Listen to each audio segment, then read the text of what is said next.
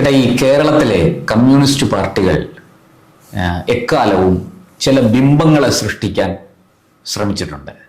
അതിലിപ്പോൾ അവർ ഏറ്റവും ഒടുവിൽ ഈ ബിംബങ്ങളെ സൃഷ്ടിച്ച് അത് വെച്ച് ചില രാഷ്ട്രീയ പരീക്ഷണങ്ങൾ നടത്തുകയാണ് അവരുടെ പതിവ് രീതി. അങ്ങനെ ഏറ്റവും ഒടുവിൽ സൃഷ്ടിക്കപ്പെട്ട ഒരു ബിംബമാണ് ഈ വേടൻ എന്നറിയപ്പെടുന്ന ഒരു റാപ്പ് ഗായകൻ. എന്നാൽ വേടൻ സൃഷ്ടിക്കപ്പെട്ട ആ ബിംബം ഏറ്റവും ഒടുവിൽ നമ്മൾ പരിശോധിക്കുമ്പോൾ അത് തകർന്നടിയുന്ന, പൊട്ടിപ്പൊളിയുന്ന ഒരു കാഴ്ചയാണ് കണ്ടത്. അയാൾക്കെതിരെ നിരവധി സ്ത്രീകൾ പരാതികളുമായിട്ട് രംഗത്ത് വരുന്നു. പ്രത്യേകിച്ചും ലൈംഗിക പീഡന പരാതികളാണ് അയാൾക്കെതിരെ ഉയരുന്നത്. ഈ ദളിത് സ്വത്വം പറഞ്ഞുകൊണ്ട് സ്ത്രീകളെ ചൂഷണം ചെയ്യുന്നു എന്നുള്ള ഒരു ആക്ഷേപമാണ് ഈ വേടനെതിരെ, ആ ഗായകനെതിരെ ഉയർന്നിരിക്കുന്നത്. ഇപ്പോൾ ഇതാ അയാൾ വിവാഹം കഴിച്ചു. വിവാഹം കഴിച്ചത് ഈ പറയുന്നത് പോലെ ദളിത് സ്വത്വമൊക്കെ ഉയർത്തിപ്പിടിച്ച് ദളിത് ഇരവാദം മുഴക്കിക്കൊണ്ട് ദളിതർക്ക് വേണ്ടി എന്ന് പറഞ്ഞ് ഇങ്ങനെ നിരന്തരം പ്രചാരണം നടത്തുന്ന വേടൻ പക്ഷെ വിവാഹം കഴിച്ചത് ഒരു ദളിത് സ്ത്രീയല്ല. അത് ആരെ വേണമെങ്കിലും വിവാഹം കഴിക്കാനുള്ള സ്വാതന്ത്ര്യം നമ്മുടെ നാട്ടിലുണ്ട്, പരസ്പരം ഇഷ്ടപ്പെട്ടാൽ മതി. പക്ഷെ എങ്കിലും ഇത്രയൊക്കെ പറയുമ്പോൾ അവിടെ ഒരു മാതൃക കാണിച്ചില്ല എന്നുള്ളതാണ്. അപ്പോൾ അങ്ങനെ ഈ ഇത്തരത്തിൽ ബിംബങ്ങൾ സൃഷ്ടിച്ച് ഈ നമ്മുടെ കേരളത്തിലെ കമ്മ്യൂണിസ്റ്റ് പാർട്ടികൾ, ശരിക്കും കമ്മ്യൂണിസ്റ്റ് പാർട്ടികളെന്നല്ല പറയേണ്ടത്, വളരെ കൃത്യമായിട്ട് പറഞ്ഞാൽ അർബൻ നക്സലുകൾ, അവരാണ് ഇതിൻ്റെ പുറകിൽ പ്രവർത്തിക്കുന്നത്. ആ ബുദ്ധിയാണ് ഇവിടെ പ്രവർത്തിക്കുന്നത്. ഇത് ഈ രീതിയിൽ മുന്നോട്ട് പോകുന്നത് വാസ്തവത്തിൽ നമ്മുടെ കേരളത്തിന് അല്ലെങ്കിൽ കേരള സമൂഹത്തിന് കൊടുക്കുന്നത് ഒരു തെറ്റായ സന്ദേശമല്ലേ? എന്താണ് അങ്ങേക്ക് ഈ കാര്യത്തിൽ പറയാനുള്ളത്? പ്രശാന്ത് ആദ്യം സൂചിപ്പിച്ചതുപോലെ വേടൻ ഒരു ഇടത് പരീക്ഷണമാണ്, അത് സംശയമൊന്നുമില്ല. ആ പരീക്ഷണം നിലവിലുള്ള സാമൂഹിക വ്യവസ്ഥിതിയെ അട്ടിമറിക്കാനും നിലവിലുള്ള സമൂഹത്തിൽ ബന്ധങ്ങൾ, പ്രത്യേകിച്ച് ഹിന്ദുക്കളുടെ ഇടയിലുള്ള, കാരണം ഇതൊന്നും ബാക്കിയുള്ളവർക്ക് ചെലവാവില്ല. അതെ, ഇത് മുസ്ലിം ക്രിസ്ത്യൻ സമൂഹങ്ങളിൽ, ഇസ്ലാമിലെ പ്രത്യേകിച്ചും അവർക്കിടയിലെ വ്യത്യാസങ്ങളെ, ഉച്ചനീചത്വങ്ങളെ അല്ലെങ്കിൽ വൈരുദ്ധ്യങ്ങളെ ഒന്നും മിണ്ടില്ലല്ലോ, ഒരിടതുപക്ഷവും മിണ്ടില്ലല്ലോ. അതുകൊണ്ടാണ് ഇപ്പം ഇടത്, ഈ റാഡിക്കൽ ഇസ്ലാം രണ്ടും കൂടെ ചേർന്നിട്ട് ഇസ്ലാമോ ലെഫ്റ്റ് എന്നാണ് ഇപ്പം പാശ്ചാത്യ നാടുകളിൽ അങ്ങനെ ഒരു സംജ്ഞയിലാണ് ഇവർ അറിയപ്പെടുന്നത്. അപ്പൊ അതവിടെ നിൽക്കട്ടെ. വേടൻ ഇങ്ങനെ ഒരു പരീക്ഷണം തന്നെയാണ്, അത് സംശയിക്കാനൊന്നുമില്ല. അതിലേക്ക് നമുക്ക് വരാം. അതിലേക്ക് വരുന്നതിന് മുമ്പ് പ്രശാന്ത് ചോദിച്ച ഈ സമകാലികമായ ഒരു വിഷയമാണ് വേടൻ്റെ വിവാഹം. അപ്പോൾ വേടൻ ദളിത് സ്ത്രീ അല്ല വിവാഹം കഴിച്ചിരിക്കുന്നതെന്നാണ് ഞാൻ പത്രങ്ങളിൽ നിന്നും മാധ്യമങ്ങളിൽ നിന്നും ഒക്കെ മറ്റ് സോഷ്യൽ മീഡിയയിൽ നിന്നും ഒക്കെ മനസ്സിലാക്കും. അപ്പോൾ പലരും ചൂണ്ടിക്കാണിക്കുന്നുണ്ട് ഈ ദളിതുകളെ ഉന്നമനം എന്നൊക്കെ പറയുന്ന ആള്, ഇത്രയധികം പ്രശസ്തനായ ഒരു ദളിത്, സാമ്പത്തികമായിട്ടും മറ്റു രീതിയിലും ഔന്നത്യത്തിലെത്തിയ ഒരു ദളിത് പാവപ്പെട്ട ഒരു ദളിത് പെൺകുട്ടിക്കല്ലേ ജീവിതം കൊടുക്കേണ്ടത്? അവളെയല്ലേ തൻ്റെ ജീവിതത്തിലേക്ക് കൈപിടിച്ച് ഉയർത്തി തൻ്റെ സമുദായത്തെ ഉയർത്തുകയല്ലേ ചെയ്യേണ്ടത് എന്നൊരു ചോദ്യമുണ്ട്. അപ്പോൾ വേറൊരു ചോദ്യം വരും, ഇയാൾ യഥാർത്ഥത്തിൽ ദളിത് ആണോ? അതൊരു വിഷയമാണ്. അതൊരു വിഷയമാണല്ലോ. ഇദ്ദേഹത്തിന്റെ അമ്മ ശ്രീലങ്കക്കാരിയാണല്ലോ. അതവിടെ നിൽക്കട്ടെ. ഞാൻ അതിനെക്കുറിച്ച് എനിക്ക് കൂടുതൽ അത്ര വിശദമായിട്ട് ഇപ്പം ഞാൻ പോകുന്നില്ല അതിലേക്ക്. അത് ഒരു ഭാഗത്ത് നിൽക്കുന്നു. ഇനി മറ്റൊരു വിഷയം, ഇത് ഈ പ്രശാന്ത് ഈ ചോദ്യം ചോദിച്ചപ്പോൾ പണ്ട് തൊട്ടേ കമ്മ്യൂണിസ്റ്റുകാരല്ല ഇങ്ങനെയാണ്.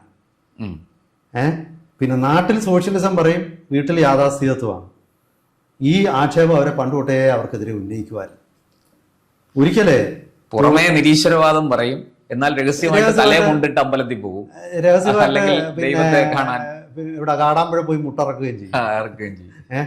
അപ്പം ഞാൻ കാര്യങ്ങൾ കുറച്ചുകൂടെ വ്യക്തമാക്കാൻ ആ ഒരു കാടാമ്പുഴയുടെ ഒരു ഉദാഹരണം പറഞ്ഞു. പണ്ട് തോപ്പിൽ വാസി എഴുതിയിരുന്നു. ചില ആൾക്കാരൊക്കെ കമ്മ്യൂണിസ്റ്റുകാരോട് ചോദിക്കും, എമ്മൻ എന്തുകൊണ്ട് ദേവകി പണിക്കരെ വിവാഹം കഴിച്ചു? അത് വെറും ഒരു നായർ സ്ത്രീയല്ല, വലിയൊരു പ്രതാപിയായ,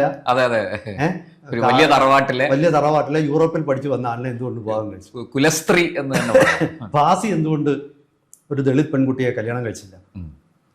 അല്ലെങ്കിൽ അതേപോലെ EMS നമ്പൂതിരിപ്പാട് എന്തുകൊണ്ട് ആര്യ അന്തർജനത്തെ വിവാഹം കഴിച്ചു എന്നൊക്കെ ചിലർ ചോദിക്കും. അപ്പോൾ തോപ്പിൽ ആശാന്റെ ഒരു വിശദീകരണം, ഞാൻ അങ്ങോട്ട് ചെന്ന് ഒരു പല സ്ത്രീയെ കല്യാണം കഴിക്കണമെന്ന് പറഞ്ഞാൽ അവരങ്ങ് സമ്മതിക്കൂ? അല്ലെങ്കിൽ MN ചെന്ന് കല്യാണം കഴിക്കണമെന്ന് പറഞ്ഞാൽ അവർ സമ്മതിക്കൂ? അതുകൊണ്ടാണ് ഇത് അവര് പിന്നെ അവർക്കും ഇഷ്ടങ്ങളും സ്വാതന്ത്ര്യമുണ്ട്, എന്നെ അവർക്ക് ഇഷ്ടപ്പെടണമെന്നില്ല എന്ന് പറഞ്ഞ് പുള്ളി തന്ത്രപൂർവ്വം ഊരി. പക്ഷേ മറ്റൊരു ചോദ്യം അവശേഷിക്കുന്നു. എത്ര ദളിത് സ്ത്രീകളോട് പ്രപ്പോസ് ചെയ്തിട്ട് അവര് പിന്നെ തോപ്പിൽ ഭാസിയെ റിജക്റ്റ് ചെയ്തിട്ടുണ്ട്? അതായത് ഞാൻ വിവാഹം കഴിക്കാമെന്ന് പറഞ്ഞ് എത്ര പിന്നെ വള്ളികുന്നത്തോ പരിസരത്തോ ഉള്ള ദളിത് വീടുകളിൽ പോയിട്ട് അവര് ഞങ്ങളുടെ കൊച്ചിനെ തൻ്റെ കൂടെ അയക്കില്ല എന്ന് പറഞ്ഞിട്ടുണ്ടോ? എം എം ഗോവിന്ദനായർക്ക് അങ്ങനെ ആരെങ്കിലും പറഞ്ഞിട്ടുണ്ടോ?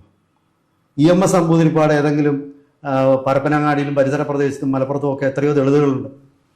അവരുടെ വീട്ടിൽ ഒരു വിവാഹാലോചനയായിട്ട് എന്നിട്ട് അവർ നിരസിച്ചിട്ടുണ്ട്. ഇവരാരും അങ്ങനൊന്നും പോയിട്ടില്ല. ഇതൊക്കെ വെറുതെ പറയുന്നതാണ്. ഈ പെട്ടെന്ന് അവരൊരു ന്യായം പറയുമ്പോൾ തിരിച്ചു ചോദിക്കാൻ ആൾക്കാർ മടിക്കും. കാരണം അവരുടെ ആ വലിയ വ്യക്തിത്വം. പിന്നെ പഴയ കാലത്ത് കമ്മ്യൂണിസ്റ്റുകാർക്കെതിരെ ചോദിക്കുകയോ പറഞ്ഞോ ചെയ്താൽ ചിലപ്പോൾ നമ്മുടെ വീട് കയറി ഇപ്പോഴും ഒരു KSU നേതാവിന്റെ വീട് നേരെ പോകാൻ പറഞ്ഞു. സ്റ്റിക്കർ ഒട്ടിച്ച് ഇപ്പോഴും ഇന്നോവ വരും. അപ്പൊ ഇതൊക്കെ കാരണം പേടിച്ചിട്ടാണ് പലരും ഇതൊന്നും ചോദിക്കാത്തത്. അതേ ഉദാഹരണം തന്നെയാണ് വേടനും അദ്ദേഹത്തിൻ്റെ ഈ പിന്നെ കലാരൂപങ്ങളൊക്കെ ചില പിന്നെ ദളിത് പ്രകീർത്തനമോ അല്ലെങ്കിൽ ദളിത് ചൂഷണത്തിനെതിരെയുള്ള പൊട്ടിത്തെറികളോ അതൊക്കെ അതിനൊരു പുരോഗമന സ്വഭാവം തൻ്റെ എഴുത്തിനോ പാട്ടിനോ കൊടുക്കാൻ വേണ്ടി ചെയ്യുന്നതല്ലേ. അതിനപ്പുറത്തേക്ക് അതിൽ ഒരു ആത്മാർത്ഥതയില്ല.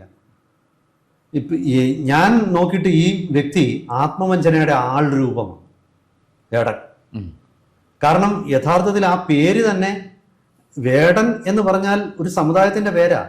ആ സമുദായത്തിൽപ്പെട്ട ഒരാളിനെ അത് ഉപയോഗിക്കാൻ അർഹതയുള്ളൂ. അമേരിക്കയിലായിരുന്നു പുള്ളി ജയിലിൽ കിടന്നതിന്.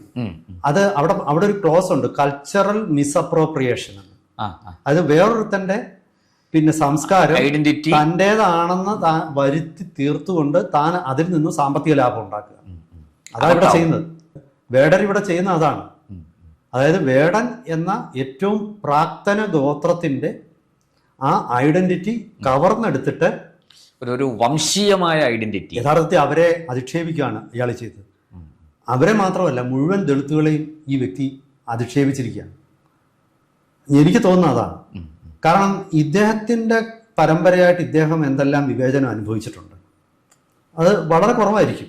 നിങ്ങൾ അദ്ദേഹത്തിന്റെ കുടുംബപശ്ചാത്തലമൊക്കെ എടുത്ത് നോക്കിയാൽ പണ്ട് കാലത്ത് ഉണ്ടായിരുന്ന പോലത്തെ അസ്പൃശ്യത അല്ല, അതൊന്നും മാത്രമല്ല. ഇദ്ദേഹത്തിന്റെ പരമ്പരകളെ എടുത്തു നോക്കിയാൽ ഇദ്ദേഹത്തിന്റെ അമ്മയുടെ കുടുംബം എങ്ങനെയായിരുന്നു, അവരുടെ പൂർവ്വചരിത്രം, അവര് പിന്നെ അസ്പൃശ്യത അനുഭവിച്ചിട്ടുണ്ടോ, അവരെങ്ങനെ ആയിരുന്നു സമൂഹത്തിൽ, അവരുടെ സ്ഥാനം, ഇതൊക്കെ ചർച്ച ചെയ്യണം. ഇയാൾക്ക് എല്ലാവരെ കുറിച്ചും ചർച്ച ചെയ്യാം, ഇയാളെ കുറിച്ച് ആരും ചർച്ച ചെയ്യരുത്. അതാണല്ലോ. അത് ചർച്ച ചെയ്താൽ ഉടനെ അവിടെ ദളിത് പീഡനമായി ദളിത് ആക്ഷേപമായി പട്ടികജാതി കേസ് വരും, പട്ടികജാതി പീഡന വകുപ്പ് ചുമത്തി. അതായത് ഈ യഥാർത്ഥ ദളിതുകളുടെ പീഡനം അനുഭവിച്ച ദളിതുകളെ അവരെ തമസ്കരിക്കുക, അവരുടെ ഐഡന്റിറ്റി അടിച്ചു മാറ്റിക്കൊണ്ട് അത് വിറ്റ് സ്വയം കാശുണ്ടാക്കുകയും എന്നിട്ട് ആർഭാടപൂർവ്വം ജീവിക്കുകയും ഒടുവിൽ വിവാഹം കഴിച്ചപ്പം വേറൊരാളെ തെരഞ്ഞെടുത്തു. അങ്ങ് പറഞ്ഞതിന് ഒരു തെളിവുണ്ട്. കാരണം കഴിഞ്ഞ ഏതാനും ദിവസങ്ങൾക്ക് മുമ്പ് നമ്മുടെ ഈ തെക്കൻ കേരളത്തിൽ എവിടെയോ ആണ് ഒരു പരിപാടി, CPM-ന്റെ പരിപാടിയാണ്.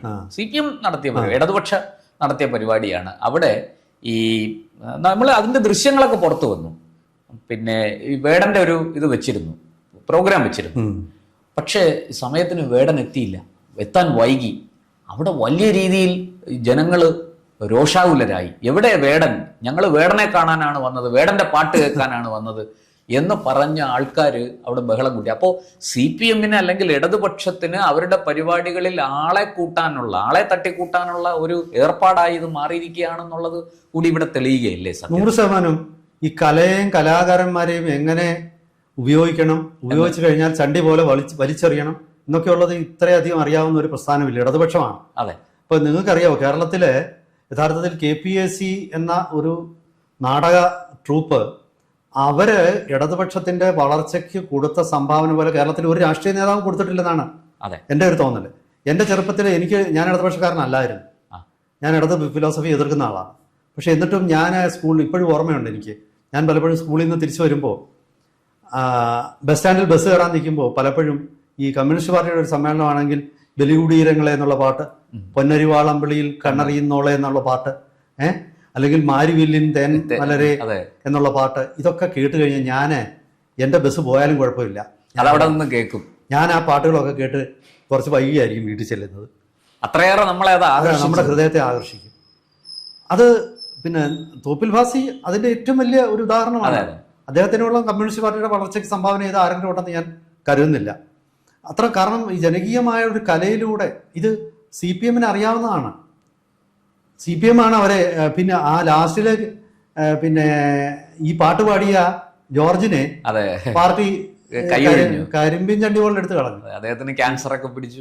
ഇപ്പൊ കണ്ടില്ലേ പാർട്ടിയുടെ കൂടെ നടന്ന കലാകാരന്മാരൊക്കെ സച്ചിദാനന്ദനെ പോലൊക്കെയുള്ള കവികള് ഇപ്പം പാർട്ടി ഇനി മൂന്നാമത് അധികാരത്തിൽ വരരുതെന്ന് പറയുന്നത് എന്താണ്? കാരണം ഈ കൈയൊഴിയലാണ്. ഇതിൽ ഇയാളെ കൊണ്ട് ഇനിയും വലിയ പ്രയോജനമില്ലെന്ന് കണ്ട അപ്പൊ അവിടെ തട്ടിക്കളയും. ഇപ്പൊ ഈ നമ്മുടെ വീട്ടിൽ നമ്മൾ ചില വീടുകളിൽ പശുവിനെ വാങ്ങിക്കും. പശുവിന്റെ കറവ് പറ്റി കഴിഞ്ഞാൽ പതുക്കെ ഇറച്ചി വിലക്ക് വെക്കും. ആ ഇറച്ചി വിലക്കുള്ള കലാകാരന്മാർക്കും ഇത് തന്നെയാണ് സംഭവിക്കുന്നത്. അപ്പം എനിക്ക് സത്യം പറഞ്ഞാൽ ഒരു തരത്തിൽ വേടനോടും ഒരു സാധാപം തോന്നും. കാരണം വേടനും സംഭവിക്കാൻ പോകുന്ന ഇത് തന്നെയാണ്. ഈ വേടനും ഇയാളുടെ പേരെന്താ, എന്തും മുരളിയ എന്തോ ഒരു. അപ്പം ഈ വ്യക്തി കരുതിയിരിക്കുക, നാളെ നിങ്ങള് ഉപേക്ഷിക്കപ്പെടും, അവഗണിക്കപ്പെടും, അപ്രസക്തനാവും. നിങ്ങളുടെ റാപ്പിനും ഒന്നും ഒരു കുറഞ്ഞു കഴിഞ്ഞാൽ ആ പുതുമ നഷ്ടപ്പെടും. ആ ഒരു തൽക്കാലത്തേക്കുള്ള ഒരു അട്രാക്ഷൻ അതാണ്. ഇതൊക്കെ ഈ ഒരു മഴയ്ക്ക് കുരുത്തു വരുന്ന തകരയാണ്. അത് കഴിയുമ്പോൾ ഇതില്ലാതാവും. എന്തായാലും ശരി, കുറഞ്ഞ കാലം കൊണ്ട് സമൂഹത്തിനെയും ദളിതുകളെയും, സമൂഹത്തിനെ മുഴുവനായിട്ടും പ്രത്യേകിച്ച് ദളിതുകളെയും ഒക്കെ തെറ്റിദ്ധരിപ്പിച്ച് സമൂഹത്തിൽ ഇവരെ കൊണ്ടൊക്കെയുള്ള ചില പാർട്ടിയുടെയോ അല്ലെങ്കിൽ പ്രസ്ഥാനങ്ങൾക്ക് ഇവരെ കൊണ്ടുള്ള ഉപയോഗം, അത് അവർ നേട്ടങ്ങൾ പരമാവധി ഉപയോഗിച്ചിട്ടുണ്ട്. അതിനപ്പുറത്തേക്ക് ഇതിനൊന്നും ഒരു പ്രസക്തിയില്ല.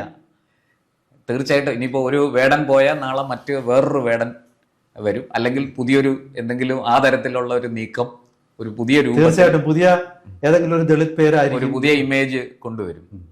എന്തായാലും അത് പൊതുവെ കമ്മ്യൂണിസ്റ്റുകാരുടെ ഒരു മുഖമുദ്രയാണത്. അവരുടെ കാലങ്ങളായി അവർ പയറ്റി വരുന്ന തന്ത്രം. തീർച്ചയായും അതിനപ്പുറത്തേക്ക് ഇതിനൊന്നും യാതൊരു പ്രസക്തിയില്ല. നന്ദി, നമസ്കാരം. നന്ദി. കൂടുതൽ വാർത്തകളും വിശേഷങ്ങളും നേരിട്ട് ലഭിക്കാൻ ജനങ്ങളിൽ നിന്ന് ജനങ്ങളിലേക്ക് ജനഭൂമി ന്യൂസ് സബ്സ്ക്രൈബ് ചെയ്യൂ. ബെൽ ബട്ടൺ അമർത്താനും മറക്കരുത്.